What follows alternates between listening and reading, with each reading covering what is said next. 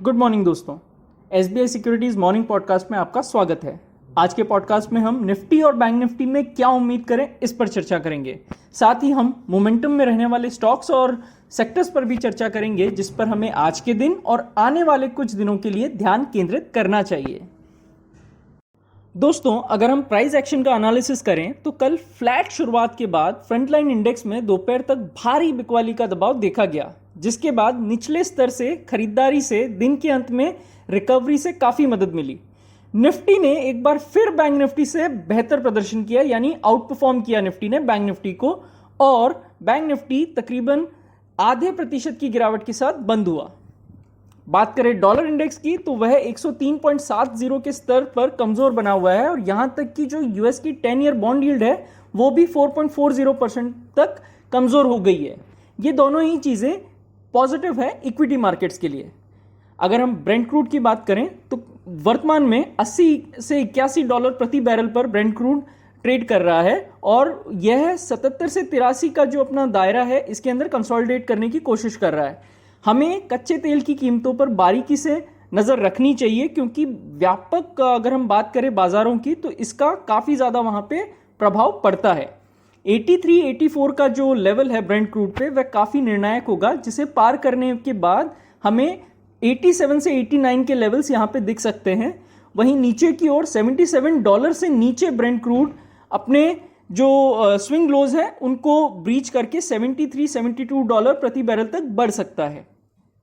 बात करें S&P 500 की तो वह एक मजबूत अपट्रेंड में है और हम मानते हैं कि एक कंसोलिडेशन के बाद यह 4620-4650 की ओर आगे बढ़ रहा है।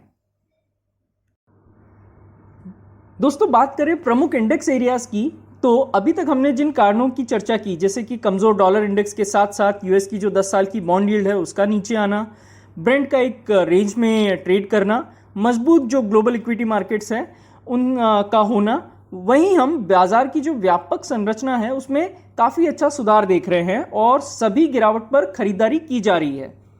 कल अगर हम देखें तो इंडेक्स ने 19,700 के निचले स्तर से तेज रिकवरी देखी और 17 अक्टूबर 2023 के पहली बार कल इंडेक्स 19,800 के स्तर के ऊपर बंद होने में कामयाब रहा। इसके बाद इंडेक्स के लिए 19,850, 19,900 का जो जोन है वो रेजिस्टेंस के तौर पे एक्ट कर सकता है और ये काफ़ी ज़्यादा नज़दीक है। 19,850, 19,900 का ये जो जोन है ये इसलिए भी इम्पॉर्टेंट है क्योंकि यहाँ पे एक गैप बना हुआ है जिसे निफ्टी ने सितंबर के 3rd वीक में बनाया था। इसके अलावा अक्टूबर में भी हमने देखा कि इस बार इस एरिया ने 2 बार मजबूत रेजिस्टेंस के तौर पर कार्य किया था। यही कारण है कि इस लेवल को पार करने के बाद या इस जोन को पार करने के बाद इंडेक्स में हमें 20,050 से 20,100 तक की जो रिवर्सल रैली है उसका एक्सटेंशन या कंटिन्यूएशन हमको दिख सकता है। बात करें नीचे की ओर तो ओवरऑल आज के लिए सपोर्ट का जोन होगा 19,735 से 19,750 और अगर हम उससे नीचे निकलते हैं तो 19,600 यह और भी ज़्यादा इंपॉर्टेंट सपोर्ट हो जाएगा उसके नीचे। बात करें OI डेटा की तो हमें पता चलता है कि 19,850, 19,900 इन जोन्स में अच्छी कॉल राइटिंग देखी गई है, जबकि पुट के आधार पर हम देखें तो 19,800, 19,700 में काफ़ी ज़्यादा ओपन इंटरेस्ट में बढ़ोतरी देखी गई है। इसको हम कुल मिलाकर देखें तो रेंज निकल कर आती है नीचे की ओर 19,735, 19,750 और ऊपर की ओर 19,870 से 19,900 यह रेंज दिन के लिए बन सकती है। वहीं अगर हम बैंक निफ्टी के जोन्स पे नजर डालें तो बैंक निफ्टी ने लगातार तीसरे दिन निफ्टी से रिलेटिवली अंडर परफॉर्म किया। बैंक निफ्टी के लिए जो इमीडिएट सपोर्ट है वो 43,250 से 43,230 का जोन होने की संभावना है। वहीं पे 200 DMA भी रखा गया है। कल भी इंडेक्स में इसी एरिया से उछाल देखा गया था। 43,700, 43,750 के 20 EMA क्षेत्र के पास अब रेजिस्टेंस देखा जा सकता है। अगर हम बैंक निफ्टी को 43,780 के ऊपर देखते हैं तो ही इसमें 44,000, 44,050 तक की शॉर्ट कवरिंग देखने को मिल सकती है।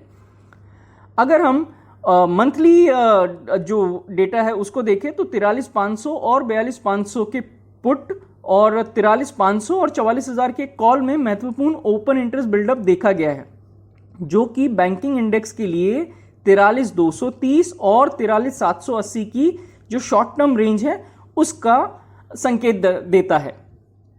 बात करें ऐसे सेक्टर्स और स्टॉक की जो मोमेंटम में है, तो वहां पे लार्ज कैप में हमें दिख रहा है कि रिलायंस, टीसीएस, इन्फोसिस, बजाज ऑटो, अल्ट्राटेक, टाइटन, हीरो मोटो, ग्रासिम, इनमें तेजी के संकेत मिल रहे हैं। वहीं दूसरी ओर अगर हम दूसरे स्टॉक्स देखें जैसे कि BPCL, NTPC, power grid, Apollo hospital, औरो फार्मा, भारत फोर्ज, इनमें भी हमें तेजी देखने को मिली है।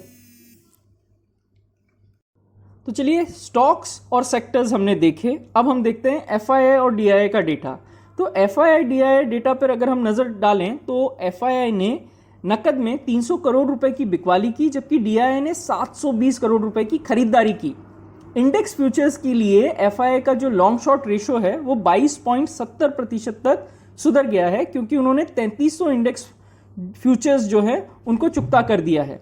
स्टॉक वायदा के मोर्चे पर एफआईआई ने 15,400 कॉन्ट्रैक्ट्स की बिक्री की है।